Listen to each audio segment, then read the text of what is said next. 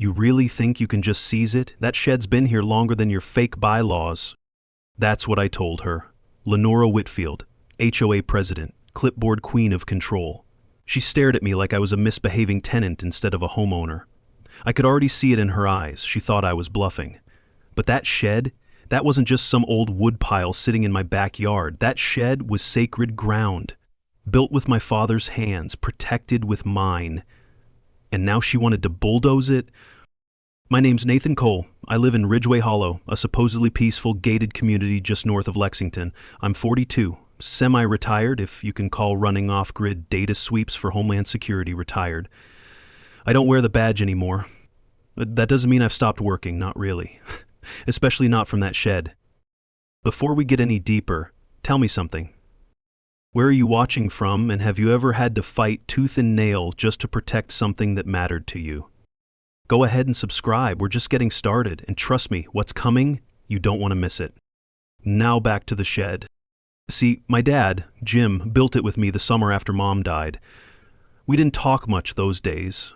Not about grief, anyway. We just built. Me handing him tools, him sketching out blueprints on a yellowed pad, measuring every beam like it meant something, and it did. He didn't say the words, but I knew what he meant. This shed is ours. This is how we hold on. That was 25 years ago. He's older now, slower. Memory comes and goes. But that shed, it still stands. He walks out to it every morning and runs his hand over the frame, says it reminds him of her. The way she always left her coffee cup on the windowsill. I never moved that cup. It's still there, cracked but steady. Sometimes I catch sunlight bouncing off it just right, like a wink from the past. I kept the shed in good shape, upgraded it a bit over the years. Quietly, discreetly. What Lenora doesn't know is that the shed is tied into federal systems, a low bandwidth node for encrypted communications. Nothing flashy, just a private bridge tucked into old cables and defense-grade shielding. I never advertised it, I never had to, until Lenora started sniffing around. At first, it was stupid stuff. A non-standard mailbox, a complaint about my driveway not being pressure-washed, petty, over-the-fence nonsense. But I could feel the real target was the shed. She kept glancing at it during her walks. Once I saw her with a tape measure, hovering near the fence line like a hawk waiting for weakness. Then came the first letter. Notice of structural violation. Outbuilding exceeds maximum dimensions per section 14B. It wasn't even signed. I laughed at first, thought maybe it was just a mix-up. I'd filed all the proper permits, had them notarized, even had a copy in a plastic sleeve pinned to the back of the tool cabinet. But the tone shifted fast. 3 days later, a second notice came, this time stapled directly to my front door. Aggressive, big red letters, final warning. It claimed I had 10 days to remove the unauthorized structure or face daily fines. I went to the next HOA meeting. That's when I saw her in action. Lenora stood up at the front of the room like she was hosting a courtroom drama. Same bright purple blouse she always wore, probably to stand out in every neighborhood photo. She spoke with that syrupy voice, like she was doing us all a favor. And then she started rattling off names.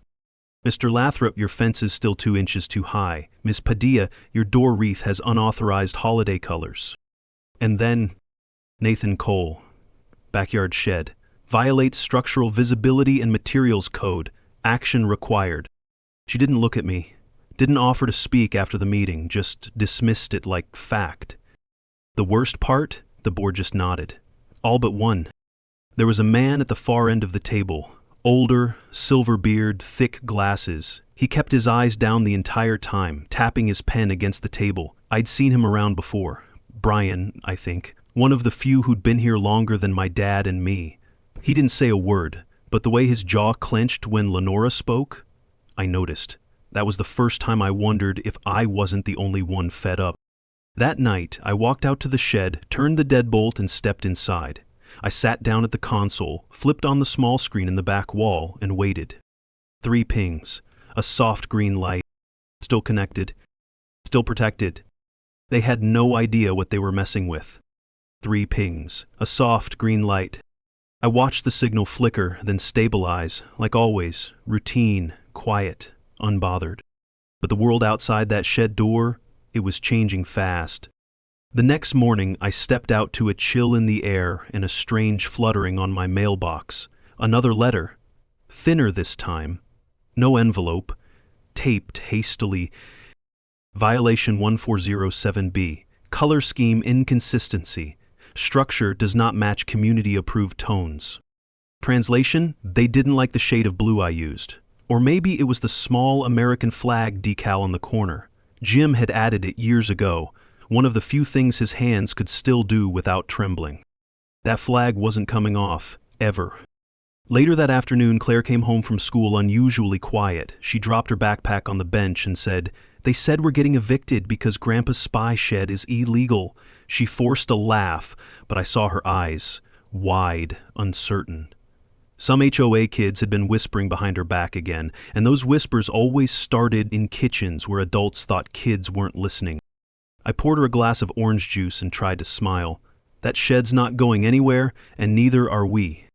It wasn't just Claire feeling the pressure. Jim was getting jumpy too. He thought the knocks on the door were from the agency.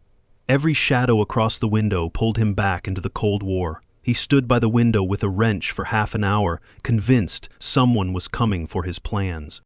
I sat with him on the porch that evening, and he muttered, "You never let them in, son. If they come for the tools, they'll come for the bones next." I didn't fully know what he meant, but I knew he was right. There are things you just don't let them take. The next HOA meeting was 2 days later. I didn't want to go, but I needed to see what they were planning next. I needed to see Lenora's face. The community center was packed tighter than usual. Paper plates of cookies lined the back table like some suburban bribe for compliance. Lenora stood at the front like a talk show host who hadn't gotten the memo that this wasn't her studio. She cleared her throat like she was about to deliver the State of the Union. "We're here to preserve property value and neighborhood dignity. A few isolated violations must be addressed to maintain our standards." And then the list began. "Your garden gnome exceeds height restrictions. Ms. Ramirez, your porch light is 2 lumens too bright." Chuckles from the audience. But then her smile thinned. "Nathan Cole, your shed violates Code 147B. Structure does not meet visual uniformity expectations. You've been previously notified." The room turned silent. I raised my hand. I submitted the paint code a decade ago. It matched then, it matches now. Lenora's voice sharpened. "We've updated the palette to more neutral tones. Your structure no longer qualifies." "Funny," I said. "I didn't see a vote on that." There was a flicker in her expression, just for a second, then came the real move. "Due to repeat non-compliance, the board has approved daily fines of $50.00 beginning next week, plus an external contractor assessment. Costs to be billed to your homeowner account." That was new, and it hit harder than the fake smile she wore when saying it. At the end of the table, I saw him again. Brian. Silver beard, shoulders hunched, one hand clutched around a coffee thermos. He didn't look up once, but he didn't sign anything either. Just stared at the center of the table like it held a secret. I left before they finished their list. No point sitting through more theater. Back home, I opened the shed again and sat down on the work stool by the back wall. I looked at the wall calendar, still pinned to May 2010, the year Jim had last updated the system layout. And next to it, that flag, slightly faded, still holding. I didn't need to yell, didn't need to protest. I just needed to prepare. They wanted a fight. They had no idea I'd been trained for quiet wars long before this one. That night, I sat in the shed and didn't turn the console on, just sat there with the light off, listening to the wind press against the walls. I kept thinking about Lenora's voice. Sharp, smug, certain. Like she already saw herself posing in front of a new lawn sculpture once the shed was gone. But it wasn't her I kept seeing in my head. It was Brian Mathers. He hadn't looked at me once during the meeting, didn't speak, didn't nod. But when Lenora announced the fines, I noticed his fingers curl around that old coffee thermos so tight his knuckles turned bone white. He didn't agree. He just didn't know how to say it. The next morning, I walked past his house on the way back from the hardware store. He was outside, trimming the rose bushes, same ones his wife planted before she passed. I stopped. "Morning, Brian." He gave a small nod but kept his head down. "Cold snap coming. You should cover those pipes near the shed. Not a word about the meeting, not even a glance. But his hands, they trembled slightly as he reached for the clippers. You're really pushing you that hard? I asked. He paused, clipped once. Rules are rules. Didn't used to be, at least not like this. He finally looked up. His eyes were dull, tired. Some rules get rewritten when no one's paying attention. That was all he said before he turned and went inside. The shed sat quiet behind me, framed by oak trees and sunlight slanting through the branches. But I could feel something shifting, like the neighborhood itself was holding its breath. The next week was quiet. Too quiet. No notices, no calls, just silence. But I knew better than to think they'd forgotten. I saw Lenora twice during that stretch, once on her morning walk. She crossed the street when she got near my house, and again at the market where she smiled like we were old friends, said, "You'll thank me once it's all cleaned up." I didn't respond, just stared past her at the security camera over the frozen foods. That camera had more honor than she did. 2 days later, Claire came home with a flyer in her hand. It had been stapled to the school bulletin board. Community Beautification Proposal. Outbuilding Removal Incentive Program. In fine print, my address was listed as the example. That's when I knew this wasn't about bylaws anymore. This was about making me the warning. I made one phone call that night, a landline number I hadn't used in years. It rang once, then, "Secure line, name and ID." I gave it. The voice on the other end was calm, female, no nonsense. "Status. Local interference," I said, "targeting the node, non-state actors." Silence. Then, "You still connected?" I looked at the console light. Green, solid, yes. Then hold. "Don't escalate, document everything." Hung up, sat back, breathed slow. The next HOA meeting was less crowded. Cold weather always separates the curious from the committed. Lenora brought a new printout, budget proposals, and beneath them a motion to hire a compliance contractor to assist with enforcement. Her eyes flicked toward me as she spoke, but she never addressed me directly.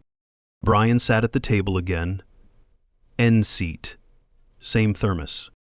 But this time, his hands never left his lap, and when she asked for votes, his pen didn't move. His silence was louder than a protest.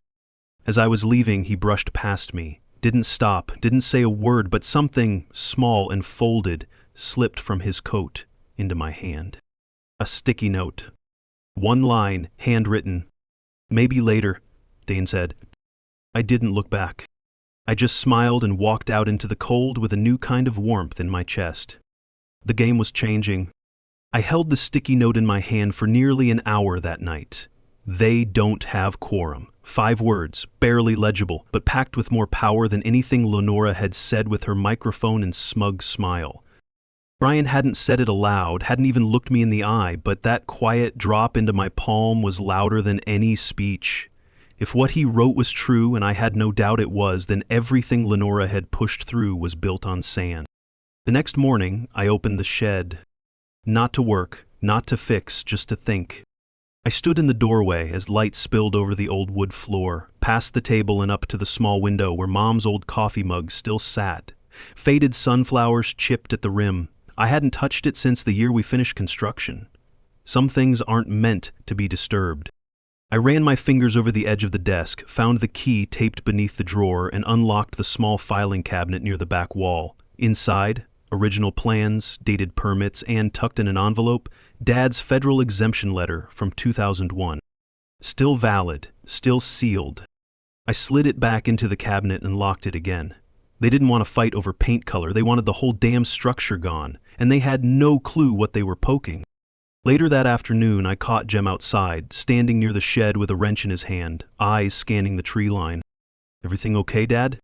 He squinted, nodded slowly. "They watching." "Who?" He pointed vaguely to the bushes. "Same types that used to follow me around MIT in '76. They think we can't see through their shoes, but we can." I tried not to smile. He wasn't wrong, not entirely.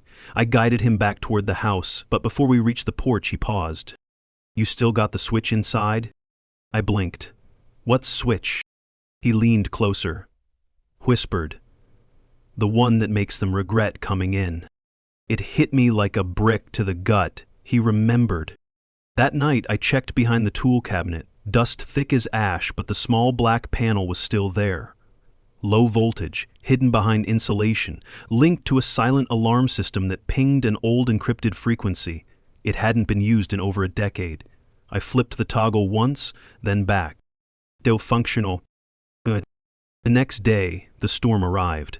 Not the kind with thunder, but one printed on HOA letterhead. It came taped directly to the shed door this time. Big block letters and a red border.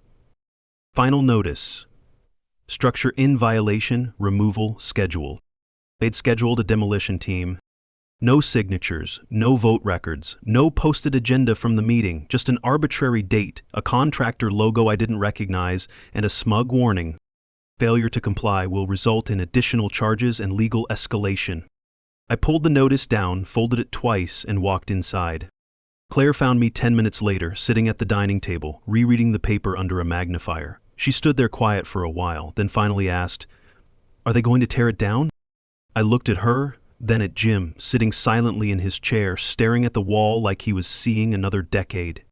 "No," I said. "They're going to try, but they won't succeed." Claire nodded once. That was enough for her. That night, I wrote 3 letters. One went to the county clerk's office requesting HOA voting records for the past 12 months. One to the local zoning board flagging potential unauthorized demolition plans, and one, sealed in a federal envelope, to an old contact I hadn't spoken to in 5 years.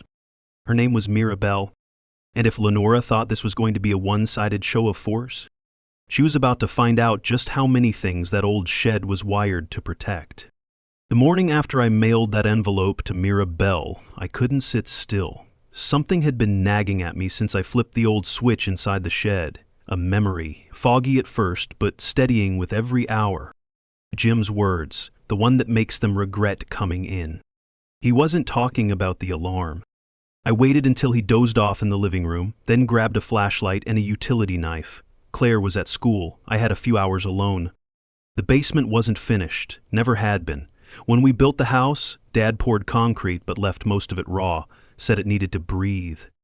I descended the creaky steps slowly, flashlight beam cutting through the cold. The air down there always smelled like old books and rusted tools, the kind of quiet that pressed against your ears. I hadn't been down there in months, maybe years, but today felt different. At the far end, behind a shelf of jam jars and boxes of tangled cords, I found the wall panel I remembered. It was warped for moisture, the nails loose. I pried one edge free and slid the whole thing aside. Behind it, an old footlocker sat in the cavity between the studs. Duct tape sealed the sides, yellowed from age. Dust settled on the top like ash. I wiped it clean with my sleeve and cracked it open. A cold metallic smell wafted out. Inside were blueprints, not just for the shed, but for the original comms relay unit Dad and I built after Mom passed. It had his sketches, lists of components, handwritten passwords, and a half-used film roll in a zip bag marked for Bell only. Beneath it, tucked in foam padding, was something I hadn't seen in years: the secure drive. Hardened steel casing, biometric locked. Only 3 prints opened it: mine, Dad's, and one that belonged to a woman I hadn't spoken to since Operation Sandmark. I sat down on the cold floor, back against the concrete, and stared at the drive in my hand. This wasn't just insurance anymore. This was leverage. A creak echoed behind me. I turned, half expecting to see Jim, but it was the basement door, slightly ajar. I climbed back up, carefully locking the footlocker and sliding the panel back into place. If they were planning demolition, I'd need more than permits to stop them. I'd need proof of what that shed really was. That night, I laid out the old blueprints on the dining table. Claire walked in, dropped her backpack, and stood over me. "You building something?" "Unbuilding," I said, trying to figure out what they think they're going to find when they bulldoze that shed. She didn't laugh. Instead, she ran her finger along a labeled corner of the blueprint. "What's Field Node 47? I looked at the designation. That's what DHS called it: temporary relay for encrypted satellite uplink, activated during emergencies or when higher nodes go offline. "Is it still active?" I hesitated. "Technically, yes. Quiet, but yes." Her eyes widened. So if they knock it down, they won't, I said. Because by the time they come with that contractor crew, I'll have every wire documented, every clearance filed, and every reason why their demolition would trigger a federal obstruction charge. She looked at me for a long moment. You're not just doing this for the shed, are you? I folded the blueprint slowly. No, I'm doing it for what it represents. She nodded once, then turned to help me organize the documents. Later that night, I returned to the basement, pulled the film roll from the footlocker and held it up to the light. Tiny frames, faces. A location tag I recognized from an old project site. Something was in those images Lenora would never understand. Legacy. Truth. Risk. I slid it back into its bag and placed it into a separate envelope, sealed it with a strip of red tape, and wrote one name on the front. Mirabelle. I stared at the envelope marked Mirabelle as the sky outside turned slate gray.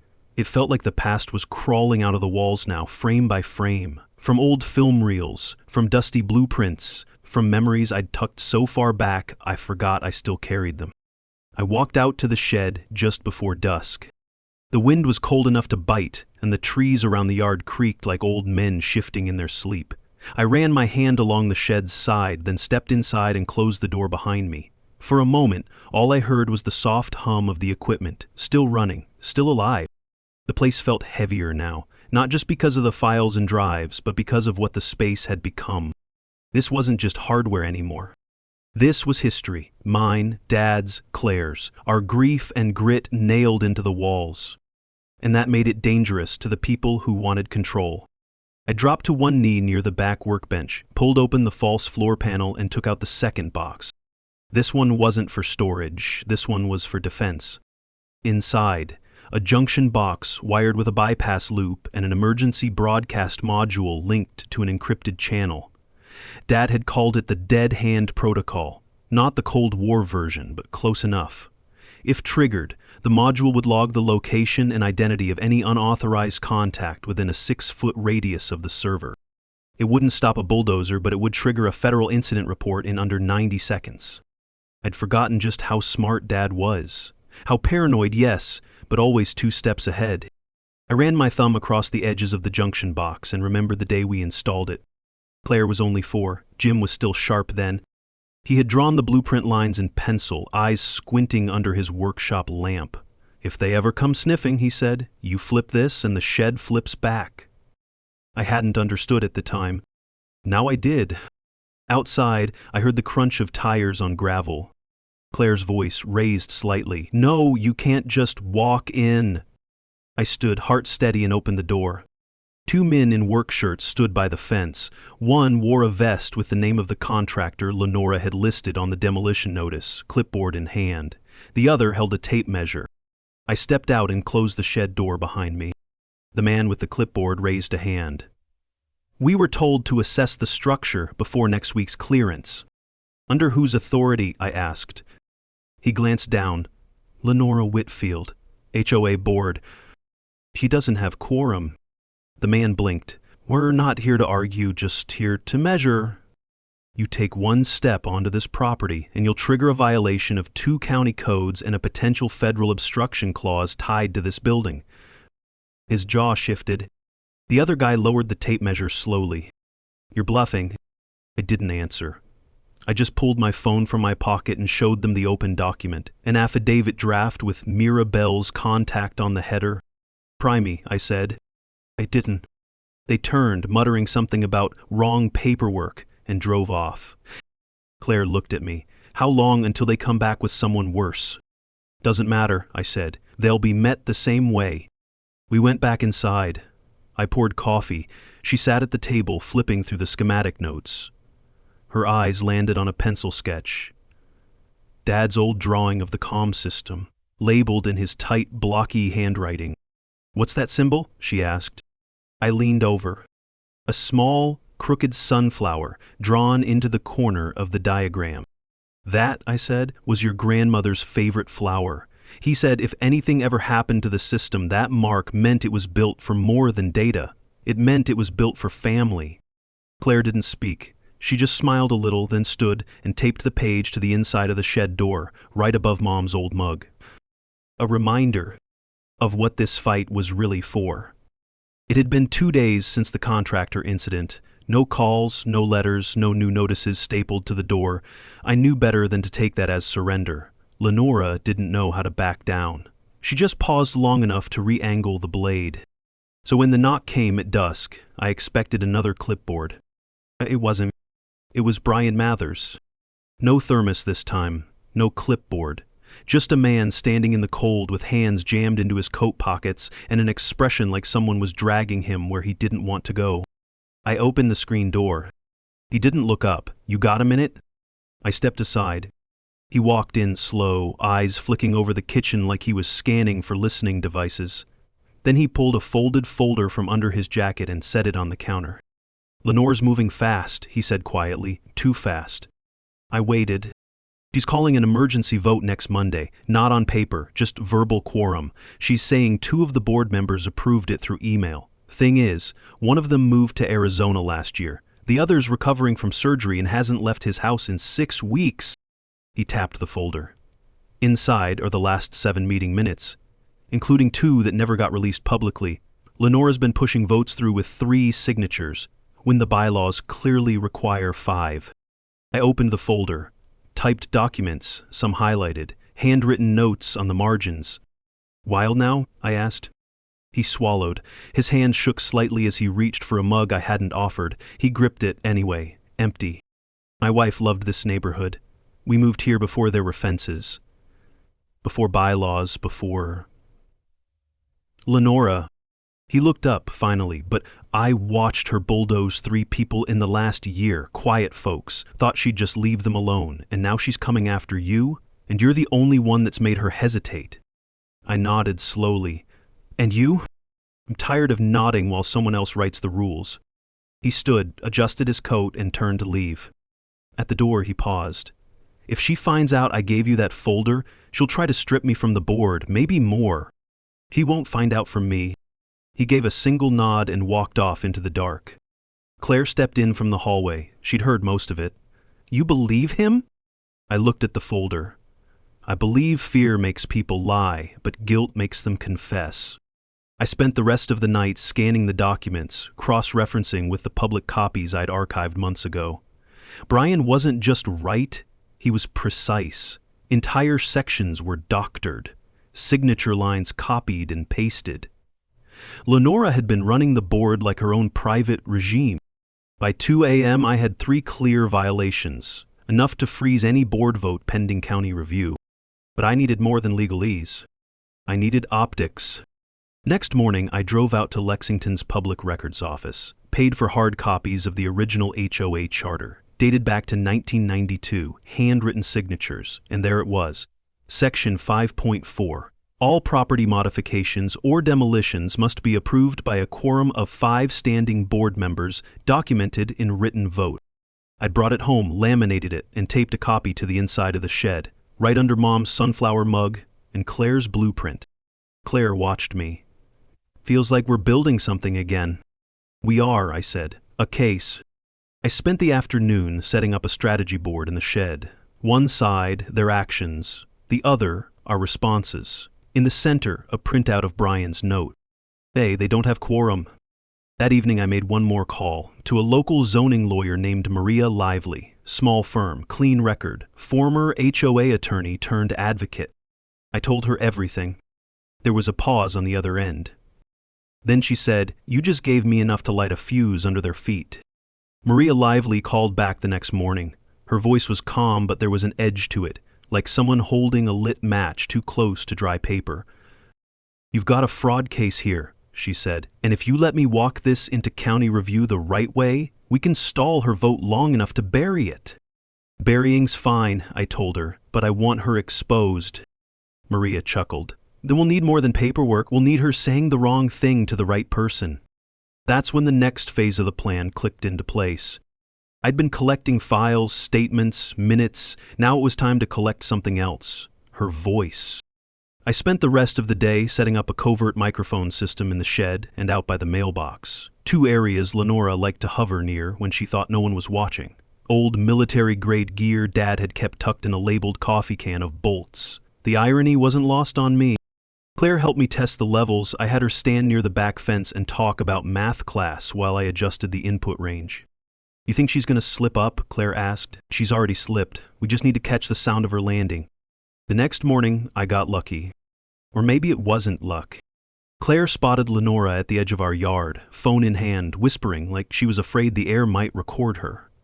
I stepped out, casually pretending to grab the morning paper that hadn't been delivered in 2 years. I greeted her with a polite nod. She gave that tight-lipped smile women use when they're about to strike a deal you don't know you're already losing. "Mr. Cole," she said, still holding on to that, what do you call it, the Cold War bunker? I said nothing. She took that as permission to keep talking. "We're only trying to preserve the image of the neighborhood. You understand. One loose nail, one off-color structure, and suddenly property values drop." I tilted my head. "You really believe that shed's a threat to home equity?" She smiled wider. "I believe it's a symbol, and symbols need to align with order, not nostalgia." There it was. I didn't flinch, just nodded again, folded my arms. "Anything else you need, Lenora?" She looked past me toward the shed. Her voice dropped a note. "You've got until Monday. After that, it's out of my hands." And then she walked off. I slipped back inside and replayed the clip. Clean, sharp, she'd confessed her agenda without even realizing it. Not nostalgia, symbols, order. Words like that carried weight when paired with forged documents. I uploaded the file, backed it up twice, and emailed it to Maria. 10 minutes later, my phone buzzed. "You weren't kidding," she said. "This woman thinks she's running a monarchy. I'll take this to the zoning board tomorrow." But I wasn't done. That afternoon, I called someone I hadn't spoken to since my last rotation with the DHS comms wing, a retired analyst named Terrence Duval. He specialized in infrastructure classification and public purpose gray zones. I gave him the overview and asked a simple question. If they destroy the shed knowing it houses a dormant but active federal node? He didn't hesitate. "They've committed civil interference with protected federal infrastructure. If documented, it could qualify for injunctions, fines, even criminal obstruction depending on what's triggered. Even if it's just sitting idle? Doesn't matter. It's like touching a tripwire you don't see, it still counts." That was enough. I spent the evening compiling everything into a case file, the altered HOA minutes, Lenora's recorded statement, Brian's confession, and now a legal memo from Maria and a written note from Terrence confirming the shed's classification. I slipped it all into a folder and taped it shut with red tape. Claire walked in and raised an eyebrow. "More weapons?" "Truth is heavier than bullets," I said. "And this one?" It was aimed straight at her throne. The folder sat on the dining table like a live charge. Everything I needed was in there, the forged votes, the confession audio, the federal designation memo. It wasn't just a defense anymore, it was an offensive strike ready to land. At 6:14 IEM, my phone buzzed. "Unknown caller." I answered. One word. "Cole." The voice that answered was clean, clipped, calm, the kind of tone that didn't blink when doors were kicked in. "Nathan, Mirabelle." I hadn't heard her voice in 5 years, but it still cut through like cold steel. "I received your package, scanned, cataloged, authenticated. I've also reviewed the communication logs on Node 47. You kept it clean, quiet. That helped." "That shed's more than storage," I said. "I know. That's why I'm here." Before I could ask, she continued. "Touchdown at Blue Ridge Airfield, 9:25. I'll need site access, visual inspection, and contact records." "You think they'll try to interfere before then?" "Melee won't get the chance." 3 hours later, a black SUV rolled up just outside the main gate. Mira stepped out. Dark coat, hair in a tight bun, mirrored sunglasses that didn't belong to anyone unsure of their purpose. Claire peeked out the window. She looked like she could end a small war with just a stare. "She's done worse," I said. We met her at the edge of the property. She extended her hand, formal, firm. "You weren't exaggerating," she said, scanning the yard, the shed, the camera placements. "They've cornered you in plain sight. Typical." I walked her to the shed. She paused at the door, one hand hovering near her hip. "Any surprises inside?" "Only the kind that kept me off grid for 7 years." Inside, she ran her fingers along the fiber paneling, paused at the emergency relay system, then inspected the mounted server node behind the false wall. "You installed backup shielding?" "Dad did. I just kept the heartbeat steady." She gave a small nod of approval, maybe the closest thing to praise I'd ever seen her give. Once outside, she opened a slim laptop and typed with surgical precision. After a few minutes, she turned to me. "Demolition orders were filed yesterday. Lenora expedited them through a third-party contractor out of county, likely hoping to avoid local review. But she overlooked one thing." "What's that?" "She filed it as a cosmetic nuisance, not structural hazard, which means the moment we prove federal presence, her contractor becomes liable for trespassing under USC Title 18. I raised an eyebrow. "You're saying if they touch the shed, they violate federal law, and if they remove anything with a functioning node, that's obstruction, felony grade." She tapped her laptop closed. "I've issued a temporary protective order through DHS Field Oversight, signed, time-stamped, and delivered electronically to the HOA board email list. You're covered for 72 hours. After that, we go to court." As if on cue, my inbox pinged. Subject line: Field Asset Notice, Note 47, Protected Status. Claire, standing behind me, whispered, "They're gonna freak out." "They already are," I said. Later that evening, I stood at the shed's door, now laminated with 2 notices, one from the county zoning board, thanks to Maria, and one from Homeland Security. Jim wandered out after dinner. He looked at the papers, then at me. "Still standing," he said quietly. I nodded, for now. He reached up, touched the sunflower sketch Claire had taped to the door. "Your mother hated rules," he said with a smile, "but she loved order, the kind that meant something." I didn't answer. I didn't have to. The shed behind me hummed softly. And from that point on, Lenora wasn't just fighting me anymore. She was fighting every wire, every line, every buried switchblade that shed held. By Sunday morning, the neighborhood group chat was a war zone. Screenshots of the Homeland Security notice were circulating like wildfire. People were asking why there was a protected federal node in Ridgeway Hollow. Lenora hadn't made a single public comment since the notice dropped, but she'd scheduled a community information session for 6 p.m. sharp at the clubhouse. It wasn't a conversation. It was a last-ditch rally. I arrived 5 minutes early. Claire sat beside me, arms crossed, hoodie pulled over her ears. Mira stayed back at the house, said this was domestic optics and didn't need her badge yet. But she was listening. I'd rigged a live audio feed from my phone. The room was packed. Folding chairs, stale coffee, and that humid tension that happens when people realize they're not being told the truth but aren't sure who to blame yet. Lenora entered like a politician late to a scandal, hair ironed, blazer bright, smile strained. Her voice shook a little, just beneath the surface. "Neighbors," she said, standing at the podium. "There's been some confusion about recent notices and filings regarding certain structures in our community." I didn't blink. Claire leaned forward slightly. Lenora cleared her throat. "There was, at one point, a misclassification in terms of structural visibility and aesthetics." She paused. "However, I want to reassure everyone that your HOA board has acted only in the best interests of Ridgeway Hollow's beauty, value, and safety." A voice from the crowd: "Then why did Homeland Security send us a warning about touching Mr. Cole's shed?" Lenora flinched, just for a second. Her eyes scanned the crowd and then locked on me. She smiled again. "Mr. Cole has, unfortunately, misunderstood certain zoning boundaries and has overreacted. The Homeland notice is a clerical exaggeration. These things happen when homeowners escalate without consultation." I stood. "Would now be a good time to read your expedited demolition request?"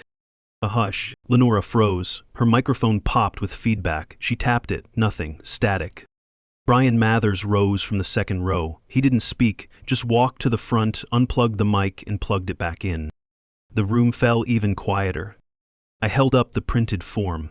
Lenora's contractor request, filed under urgent nuisance removal. I read it line by line.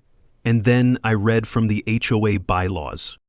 5 votes required for demolition. You submitted 3. One from a former member who moved to Tucson, and another who's been in physical therapy for 8 weeks. That leaves you. Brian finally spoke, voice low but steady. "I never signed it." Gasps around the room. I stepped forward and laid down the DHS memo on the front table. This shed is a registered field node. You touch it again, any part of it, and you're not breaking HOA rules. You're breaking federal law. Someone in the back muttered, "What the hell is going on?" Lenora's smile collapsed. She reached for the mic again, but Brian pulled it away before she could speak. "You've run this place like a stage play," he said, "but the curtain's down now." A beat of silence. Then clapping. Not wild applause, but enough to shift the weight in the room. I turned to leave, Claire behind me. As we reached the door, Lenora called after me, voice brittle. "You're destroying this community." I paused. "No," I said without turning.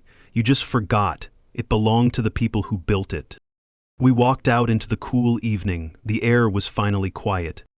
Not the kind of quiet that comes from fear. The kind that follows the truth after it's finally been spoken. The next morning, a message hit every inbox in Ridgeway Hollow. Emergency HOA session, member transparency review, 5 p.m. clubhouse. Wasn't signed by Lenora.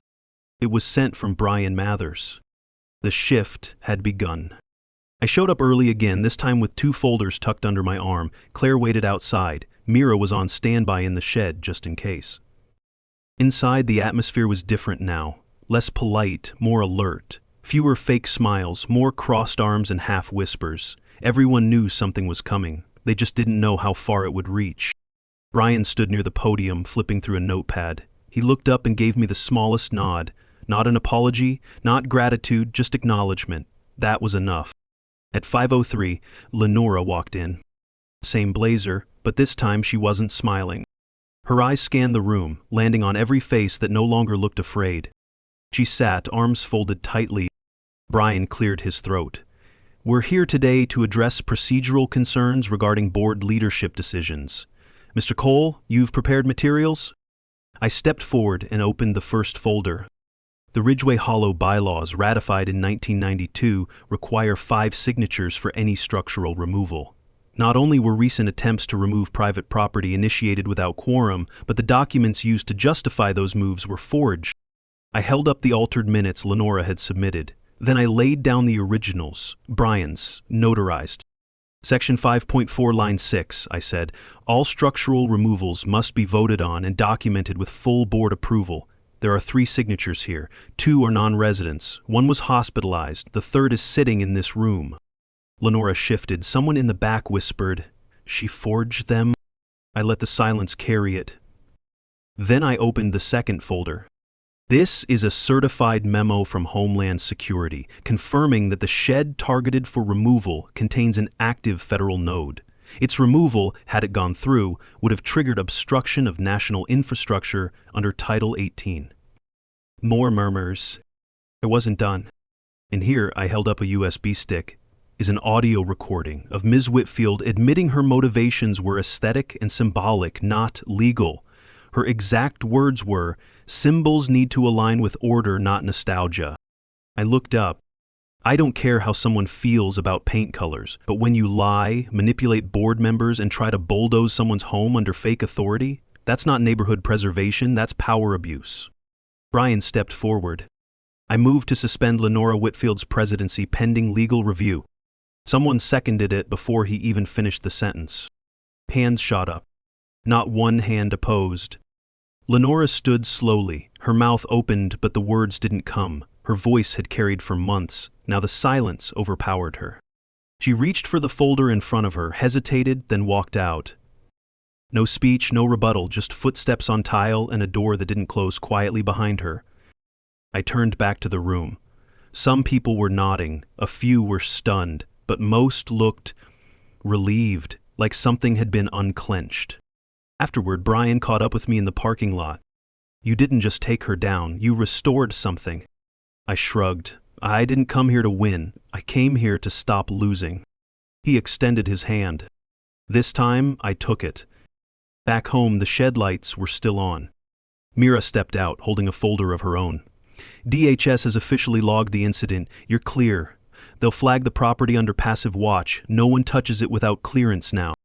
Claire leaned against the porch rail. "So, it's over?" "Almost," I said.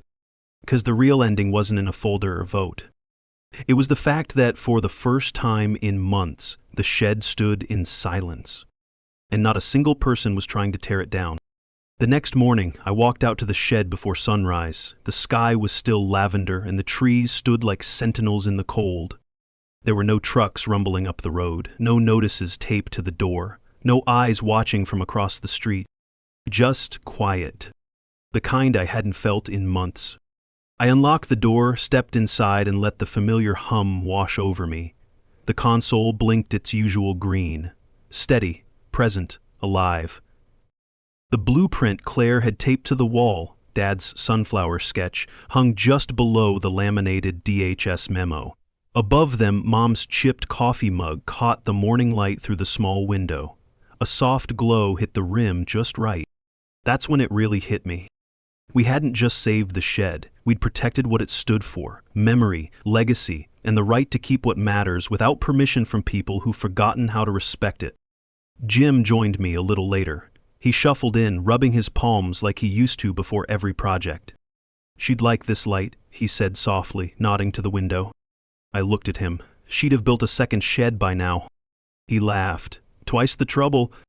Claire came out holding a small wooden sign, burnt letters carved into it. She handed it to me. "Private property and then some." I nailed it to the shed door. Later that afternoon, neighbors I barely knew stopped by. A few with pie, a couple with questions, most with apologies without saying the word. "I had no idea it went that deep," one said. "We just wanted things to look nice," another muttered, eyes on the ground. "I know," I replied. "But sometimes nice isn't right." I didn't hold grudges, I didn't need to. Truth had done the work for me. By evening, Brian called. Said the board had appointed an interim president, someone quiet, respectful, eager to do things by the book for once. "Funny thing," he said, "you never once raised your voice in all this." "Didn't have to," I told him. "I just kept building." After dinner, I walked the yard alone. The oak trees creaked in the wind. Their leaves had started to fall again.